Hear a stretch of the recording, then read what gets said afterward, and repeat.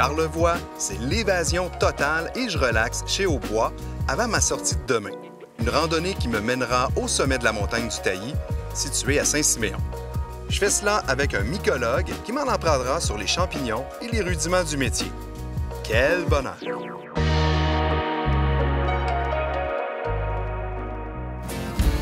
Mon nom est Alexis, passionné de rando.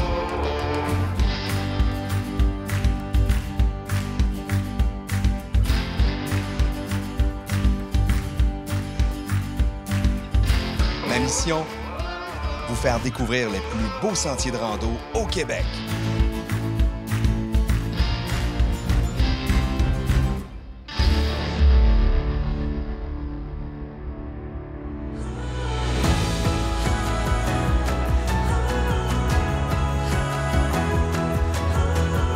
Bienvenue chez Aubois Charlevoix, un centre écréo-touristique unique, rustique et un peu sauvage. Pourquoi un peu sauvage? Nous avons un lac pour faire du kayak, du paddleboard, du pédalo pour ceux qui veulent se la couler douce. Chez Aubois Charlevoix, nous avons un hébergement assez particulier. Pourquoi? Parce que nous avons une écurie et une forgerie que nous avons transformées au goût du jour, avec, je dirais, une décoration hors pair. Alors, pour les activités hivernales, nous avons évidemment la raquette, le ski de fond, mais avec une nouveauté, ski hors piste. 4 pistes ont été aménagées dans la montagne pour que vous puissiez descendre sur 300 mètres de dénivelé. Par ailleurs, les motoneigistes viennent ici l'hiver pour la restauration, pour le bar, et il y a une ambiance, je dirais, festive. Chez Aubois Charlevoix, on accueille évidemment les familles, les couples, les gens seuls, les groupes entreprises, pour venir vivre ici une expérience hors du commun.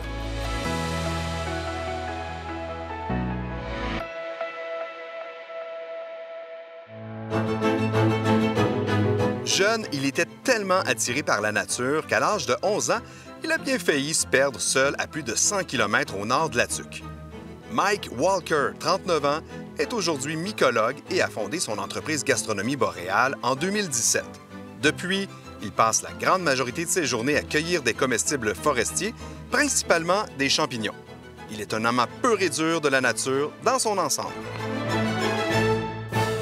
Hey, salut mon Mike! Salut Alex, ça va? Absolument, très content de t'avoir avec moi aujourd'hui pour parler champignons et mycologie. Ça fait longtemps que je voulais le faire. Puis toi, tu es un vrai spécialiste. Ouais, je me débrouille. Un professionnel. Avec ton œil, je suis certain que... De lynx, ouais. De lynx, absolument. On va trouver des champignons dans cette forêt ici à Charlevoix. Écoute, je vais te montrer un petit peu ce qu'on va faire. Aujourd'hui, on a quand même une bonne ride à faire, 14 km. C'est un aller-retour sur le sentier de l'Orignac Centre.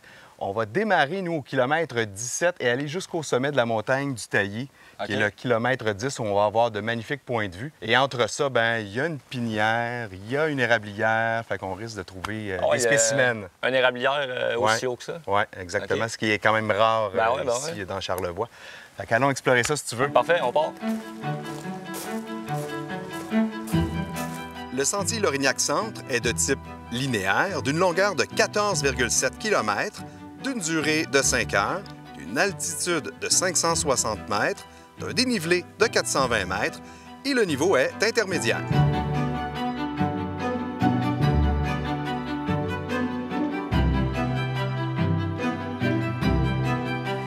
Tu vois, Mike, je t'arrête là. Toi, tu es habitué dans la forêt, tu t'en es certainement aperçu, mais c'est une évidence ici qu'on est dans une pinède. Il y a tellement d'aiguilles de pin partout sur le sentier. Puis de toute façon, on n'a qu'à se lever la tête. Et puis on voit de magnifiques grands pins rouges, entre autres. D'ailleurs, Mike, savais-tu que ces grands pins rouges ont servi à la construction, il y a une vingtaine d'années de cela, des bâtiments de haut bois? On les a même sortis de la forêt avec les chevaux, parce que, bon, tu sais, il y a une écurie. Ouais. Une ancienne écurie sur place, mais une ancienne forgerie. Fait que c'est éco-responsable. Ouais.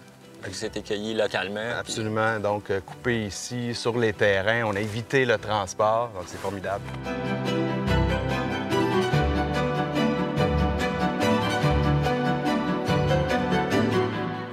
Mike, je me demandais, tes équipements, là, c'est la grosse affaire, là. Traînes-tu ça tout le long de la rando ou quoi? Bien, je le traîne quand même beaucoup dans ma journée, là.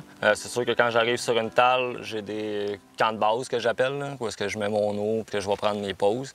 Tu mets de la glace là-dedans? Ouais, ça prend de la glace sèche pour toujours garder la chaîne de froid. Question d'hygiène et salubrité. Dans le fond, on travaille avec des produits comestibles, fait que faut vraiment respecter l'hygiène et la salubrité. Et là, on le voit pas bien, mais c'est tout isolé à l'intérieur. Ouais, c'est homemade, là. Ouais. Mais il a été testé avec un thermomètre dedans, laissé au soleil, puis... Ouais, c'est pas le genre de choses qu'on trouve en grande surface, là. Tu dois te fabriquer un peu tes outils.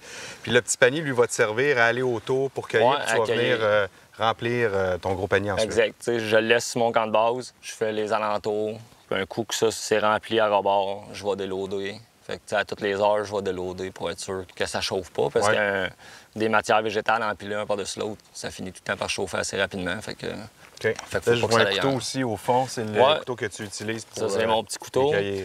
C'est pas un couteau de cueilleur. Les couteaux de cueilleur, c'est comme une petite serpe avec du poil de sanglier. C'est juste que je trouve ça plus maniable, un petit couteau comme ça, une petite pointe. Je peux aller chercher, le champignon est attaqué un peu, mais là, je suis capable d'aller plus précisément. Puis en même temps, si je l'échappe à terre, mais... J'en ai déjà perdu 3 dans la même année, des couteaux, fait que... Ça fait que ça coûte cher. Tu veux avoir un couteau qui est bois ou camo, c'est le fun, là, mais quand tu l'oublies, tu le retrouves pas. Fait que... Quand tu coupes un champignon, ça peut prendre combien de temps avant de se refaire? Ça dépend des espèces. La chanterelle, c'est environ 10 à 20 jours, dépendamment des pluies. L'actère érable, même chose.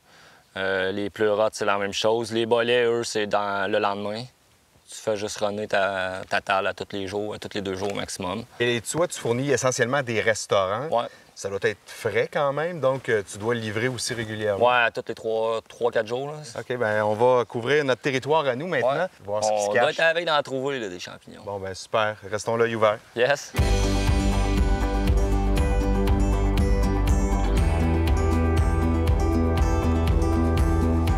Seulement 500 mètres de parcouru depuis le départ et déjà ce beau petit lac, le lac Noir. Et ce qu'on peut remarquer en bordure, souvent, ce sont des arbres qui sont tombés. Et lorsqu'on s'approche encore une fois davantage, on peut voir qu'ils sont grugés, ce qui nous dit qu'il y a présence de castors. Et ici, derrière moi, on a pu trouver une hutte. Il faut rester attentif. Et si on l'est encore davantage, peut-être qu'on verra des castors nager dans ce lac.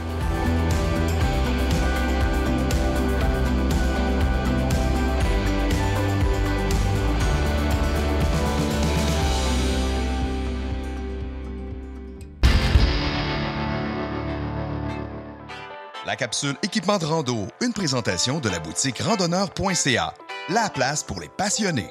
Salut randonneur, je te présente selon moi la meilleure raquette du marché, la Evo Ascent de MSR. J'ai 5 points majeurs sur cette raquette. Mon premier, c'est son design. Un design ergonomique, comme tu vois, un peu plus étroit vers l'arrière, ce qui permet de marcher à peu près normalement malgré la grosseur. Par exemple, avec des raquettes en tube plus larges, on est porté à marcher en cow-boy, ce qui fait qu'à la longue, on peut développer des maux au dos ou aux hanches. Avec la Evo Ascent, ça n'arrive pas. On peut facilement les utiliser sur les sentiers au Québec, dans la province, mais également sur de hauts sommets. Je l'ai moi-même fait dans le cercle arctique sur le mont Denali, mais également sur les sentiers des montagnes de l'Est américain. Mon second point, ce sont les fixations sur cette raquette. Elles sont très simples avec 2 petites tiges qui permettent un pivot facile du pied sur la raquette. Et avec les crampons, on va se maintenir facilement dans une pente ascendante enneigée ou glacée. Autre point, les attaches. 3 sur le dessus du pied et une autre qui vient ceinturer le talon pour maintenir le pied en place. L'avantage avec elles, c'est qu'on peut utiliser n'importe quel type de botte. Autant une botte alpine qu'un soulier de course de sentier ou simplement une botte de marche hivernale. On varie la tension sur le pied en évitant de causer des engourdissements. Ça vient s'attacher avec un point d'ancrage et une petite glissière. Toutes les pièces se changent facilement si elles venaient à se briser et on peut en commander facilement chez le fabricant. L'assise du pied est en caoutchouc résistant qui reste, somme toute, flexible par temps froid. Mon troisième point, c'est dessous la raquette que ça se passe et ce sont les crampons agressifs de cette raquette. C'est ici, selon moi, que la Evo se distingue franchement. Des crampons acérés, on peut le voir, très dentelés, de l'avant à l'arrière sur chacun des côtés et des dents importantes sous le pied.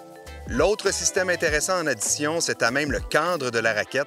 Ce sont les palettes transversales qui ajoutent à la traction dans les pentes et évitent qu'on glisse et qu'on recule.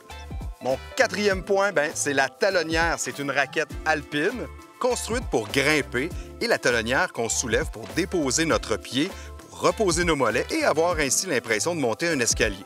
En revanche, en descente ou sur le plat, prends le temps de l'abaisser pour éviter des blessures. On peut même le faire avec l'aide d'un bâton de marche. Mon dernier point, sa versatilité. On peut même y ajouter une rallonge pour nous aider à flotter davantage en hors-sentier. Elle va te rendre service sur toutes les pistes. Top Rando!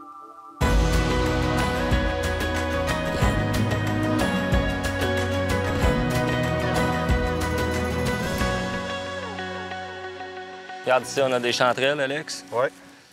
En gros, pour identifier les chanterelles, c'est assez simple. C'est des plis qui vont descendre sur le pied. On appelle ça des curants. Puis les plis, quand tu passes ton doigt, ça a plus tendance à rouler. La senteur, On les tu sent veux sur sentir. l'eau. Abricot. Ah, c'est vrai, hein? Senteur d'abricot. Ouais. Ça leur aurait pris le pied pour faire une identification formelle. Chair blanche, immuable. Immuable, ça veut dire qu'elle ne changera pas de couleur. Ça, pour une identification de chanterelle, OK. tu peux y aller avec ça. Intéressant. C'est quoi les mois, en fait, où tu travailles? Tu commences quoi, début mai? Ouais, début mai à milieu novembre, généralement. Il y a eu des années exceptionnelles où on a commencé autour du 15 avril, puis on a fini autour du 15 décembre, je dirais. Mais là, en pleine période comme ça, quand tu les cueilles, comment on peut les cuisiner? Est-ce qu'il y a des façons spécifiques? Les champignons à faire sauter sont assez rares. En général, il faut les travailler d'avance. Pour la chanterelle, elle, on peut la faire sauter facilement. Nettoyer le pied qui est un peu sale à cause des pluies. Moi, généralement, je les passe en dessous de l'eau. Ne jamais les faire baigner dans l'eau parce qu'ils vont absorber beaucoup d'eau. Ouais. Mais juste un petit rinçage comme ça, il n'y a pas de problème. Par contre, si vous faites un rinçage, vous ne pouvez pas les entreposer. Fait que vous êtes tout le temps mieux d'entreposer sale puis de nettoyer à mesure. Donc, après le rinçage? Un papier absorbant, un essuie-tout, un papier brun. On les tranche, on les met dans le poêle. Feu moyen doux. On fait perdre leur eau. Un champignon, c'est 90 d'eau. Puis ensuite de ça, quand l'eau s'est évaporée, une petite noisette de beurre, on fait revenir ça. On peut monter le feu un peu juste pour faire augmenter la température à plus de 70 ou 72 degrés pour être sûr que la chaleur transperce la chair. Puis après ça, mais c'est une dégustation. Le beurre, c'est suffisant. On va pas acheter du sel, du poivre ou d'autres épices. On veut le goût au maximum Ouais, du moi, je préfère le champignon. goût à Absolument. partir de là. Ah, écoute, on va continuer C'est un à excellent tenter d'en ramasser pour qu'on se fasse une bonne poêlée, justement, au Ah, retour. on a déjà un peu, mais on va en retrouver d'autres. Je suis Absolument. persuadé. On en voit quand même pas mal, hein?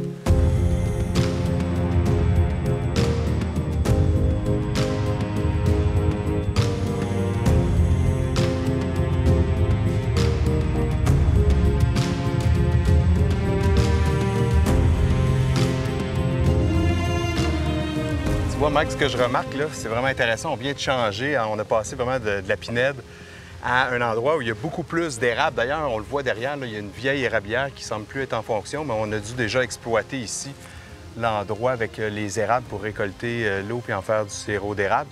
Mais c'est vraiment rare à cette latitude. Ah, surtout, on est en forêt boréale, hein, donc avoir une érablière aussi haut, moi, c'est la première fois que... Ouais, puis normalement, ici, Ça, dans je le vois coin, ça. là, c'est à peu près que du conifère. C'est quand même assez spécial, hein?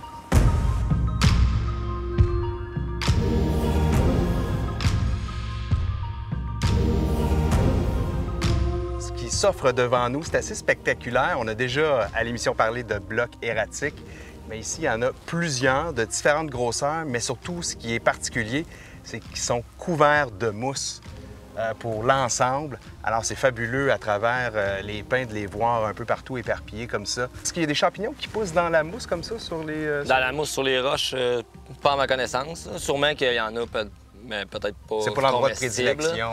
Mais la mousse sur le sol, ça, à l'automne, là, chanterelle en tube, lactaire couleur de suie qu'on a vu tantôt, qu'on a cueilli, lactaire érable. On peut avoir les bolets à pied creux, une panoplie de champignons qu'on peut ramasser à l'automne dans la mousse. J'imagine que ce qui aide le champignon à pousser dans la mouche, c'est l'humidité, comme c'est le cas au sol. Oui, exactement. Exactement. L'humidité, pour le champignon, c'est important, mais comme n'importe quel autre comestible, trop, c'est comme pas assez. Donc, quand on a des saisons de pluie vraiment abondantes, il va y avoir tel ou tel type de champignons qui vont croître. Quand il y a des périodes plus secs, mais ça va être tel ou tel autre champignon. Hein. La nature s'adapte bien. Hein, Oui, absolument. Puis on le sait, un champignon, c'est composé de beaucoup d'eau. Ouais, 90 en moyenne d'eau. Nous, c'est 70, une chance. Ah, On une en ressent chance. un petit peu plus. C'est pour ça qu'on est en vie. Ouais.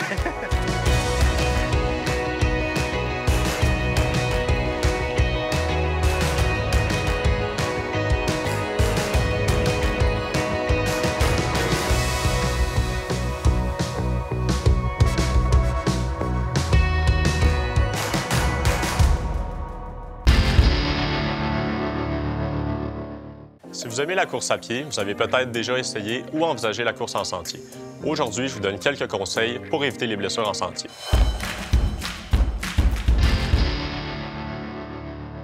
Je suis présentement avec Sandra qui pratique la course à pied depuis déjà plusieurs années et on va regarder ensemble comment on pourrait adapter sa pratique pour les sentiers. Actuellement, je cours avec mes souliers pour la route. Est-ce que je peux les utiliser pour courir en sentier? Au niveau de la chaussure, autant sur route qu'en sentier, on veut une chaussure qui est souple et légère. Par contre, la différence en sentier, c'est qu'on veut aussi avoir un empeigne solide, c'est-à-dire l'avant du soulier pour protéger nos orteils des racines. Et on veut aussi avoir une semelle avec une bonne adhérence pour éviter de glisser et une semelle un peu plus rigide pour protéger la face plantaire de notre pied. Actuellement, je fais des étirements debout avant la course. Est-ce que je peux faire la même chose pour la course en sentier? Concernant l'échauffement, on a souvent plusieurs questions à ce sujet, à savoir est-ce que c'est bon, est-ce que c'est nécessaire de s'étirer avant la course. Les études démontrent que les étirements statiques peuvent diminuer la puissance musculaire, diminuer la performance et même augmenter le risque de blessure. Ce qu'on veut, c'est plutôt de faire un échauffement dynamique. On peut y aller avec des trucs comme la marche rapide, genoux hauts, talons aux fesses, dans le but d'échauffer notre corps, nos muscles, nos articulations à l'activité physique. Un bon échauffement devrait durer environ 5 minutes. Je suis habituée à courir 5 km sur la route. Est-ce que je peux continuer à courir 5 km en sentier? On sait que la majorité des blessures en course à pied sont causées par une mauvaise gestion du volume d'entraînement, c'est-à-dire qu'on fait trop de volume trop rapidement. Pour les débutants, on veut commencer avec un programme de course fractionné, c'est-à-dire une alternance entre la course et la marche pendant au moins le premier mois pour permettre au corps de s'adapter à l'activité. Pour les habitués de la course sur route, comme Sandra, on veut y aller quand même avec une diminution du volume d'entraînement parce que le dénivelé qu'on retrouve dans les côtes demande une plus grande charge au niveau du système musculo-squelettique. Ce qu'on peut faire, c'est raccourcir la durée de nos sorties de course pour avoir une diminution du volume total d'entraînement et le nombre de kilométrages parcourus durant la semaine. On favorise également de faire plusieurs courtes sorties pendant la semaine plutôt que de faire seulement une ou deux grandes pour permettre au corps de s'adapter plus graduellement à l'activité. Et finalement, que ce soit pour prévenir une blessure, avoir des conseils au niveau de son volume d'entraînement ou bien faire évaluer son patron de course, n'hésitez pas à consulter un physio. Bonne course en sentier!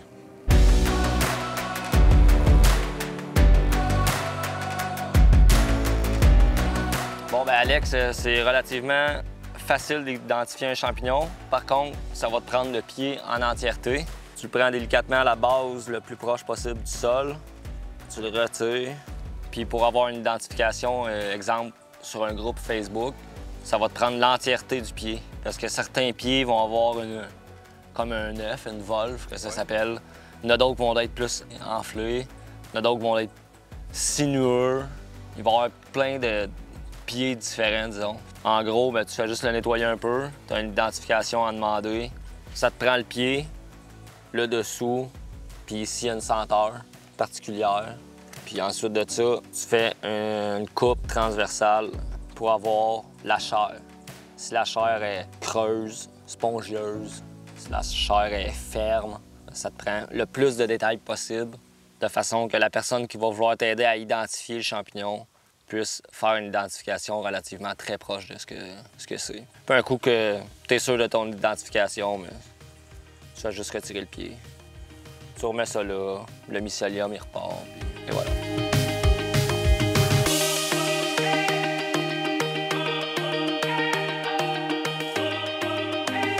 Regarde, Mike. Ici, c'est bien indiqué, là, c'est une portion Lorignac du Sentier national du Québec. Le sentier passe ici à travers les montagnes. OK. Il s'en va directement jusqu'au fleuve à Saint-Siméon. Il passe-tu par les palissades? Oui, ça passe ici devant les palissades de Charlevoix. OK. C'est un endroit que tu connais. Ben oui, On peut faire beaucoup d'escalade. Il y a de la Via Ferrata, zipline, un paquet d'activités, camping même qu'on peut faire sur place. Et évidemment, rendu au fleuve, c'est le parc marin où on peut observer les baleines. Il y a des choses qui sont offertes là, tout au long des journées estivales pour se rendre sur le fleuve et approcher les mammifères marins. Le Sentier national, donc, traverse le Québec en entier, sauf quelques portions, et on travaille fort actuellement, justement, pour les connecter un peu partout. Toi, ça, c'est un sentier de longue rando. Est-ce que tu marches beaucoup lorsque tu fais tes sorties? Oui, là, dans une journée, ça va varier entre 8 et 15-17 km. Puis total, dans la semaine, ça tourne autour de 70 à 80.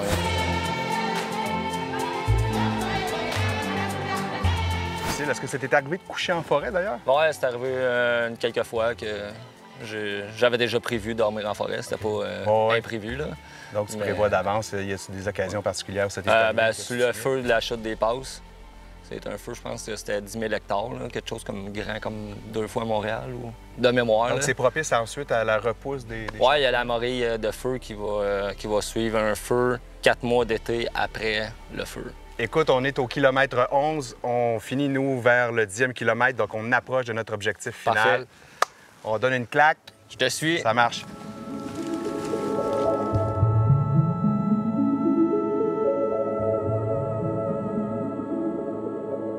Une belle montée, hein? Ouais. Très Vraiment, agréable. ici, on a le droit à une belle récompense sur le Cap de Roche avec une belle vue. On voit même le camp au bois qu'on a quitté ce matin. L'île aux lièvres dans le fleuve, en plein milieu, face à Saint-Siméon. Ouais, puis C'est juste magnifique. en arrière de toi, on voit les palissades. Oui, absolument. Écoute, tu me connais? Ouais. Après le sommet, c'est le collet. Tu as bien raison. Ouais, j'ai bien écouté tes émissions. Prendrais-tu donc un collet? Ben ouais, pourquoi pas. Ça va me faire plaisir parce que j'ai envie de te faire découvrir ma nouvelle bière, la Saison des Sentiers. Santé, Mike. Santé. Sûrement qu'avec une poêlée de champignons, ça Ouais. serait vraiment excellent. Oui, je suis sûr et certain. Ouais, petit côté poivré, citronné, ça accompagnerait bien ça. Écoute, je pense que c'est l'heure avec la bière que tu me racontes une ou deux anecdotes, là. Tu sais, vite fait, l'histoire, c'est que je monte une montagne un peu comme ici.